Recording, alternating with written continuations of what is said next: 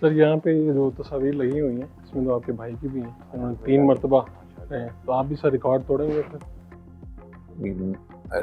ان کا ریکارڈ توڑنا تو آپ میں خواب نہیں دیکھ سکتا. سر یہ فرسٹ ٹائم ایسا ہوا ہے، میں پہلے بھی پرائم منسٹر ہاؤس آنا ہوا ہے تو یہ جو تحائف ہیں یہاں پر پڑے ہوئے ہیں، تو میرے خیال آپ نے رکھوایا سر ڈسپلے تو کیا وجہ سر لوگ تو رکھوا دیتے ہیں؟ سرکاری اپنا یہ میری ملکیت نہیں ہے، یہ امانت ہے.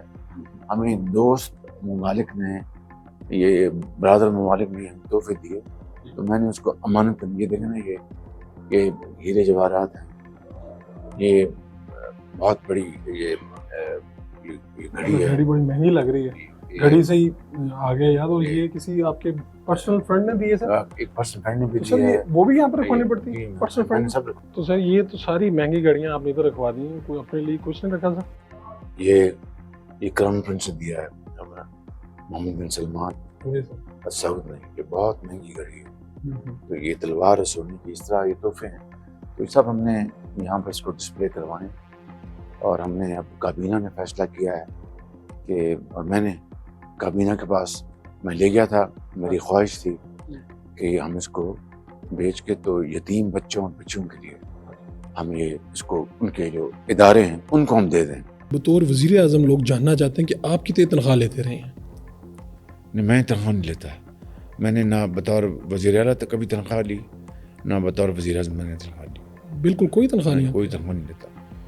وزیر اعظم جو اس کچن میں جی جو کھانا پکتا ہے میرا ذاتی، جی وہ بھی میں سرکار سے پیسہ نہیں لیتا. میں اچھا، وہ آپ اپنی جیب سے برداشت؟ صرف سرکاری جو ضیافت ہے اس کے پیسے سرکار دیتی ہے. جب اللہ تعالیٰ نے اس قابل بنایا ہے، دیکھیں تو یہ کوئی بناوٹ کی یا کوئی پروموشن کی بات نہیں ہے. میں بڑی عاجزی سے کہتا ہوں کہ ہمیں رب نے اتنی عزت دی کہ پبلک کا فگر بنایا لوگوں کو خدمت کے لیے.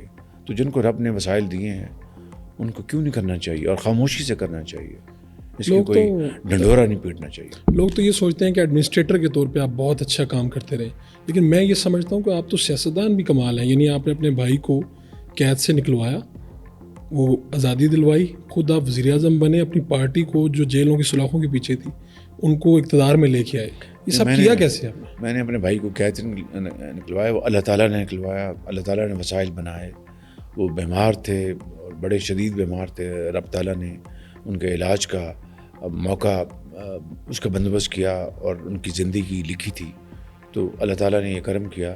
البتہ یہ کولیشن حکومت جو ہے اس کو میرا مزاج نہیں تھا، اس کو چلایا، اور شاید اس سے جو بعض لوگوں کو غلط فہمی تھی کہ میں ایڈمنسٹریٹر ہوں، یہ مخلوط حکومت چلانے سے ان کا غلط فہمی دور ہو. آخری بات، زندگی کی سب سے بڑی خواہش کیا آپ کی؟ زندگی کی سب سے بڑی کہ میری قبر میں جانے سے پہلے پاکستان ایک ویلفیئر اسٹیٹ، یعنی غربت، بے روزگاری اور خاتمے کا جو سفر ہے اس طرف اگر پڑ جائے تو میں بہت مطمئن ہوں گا.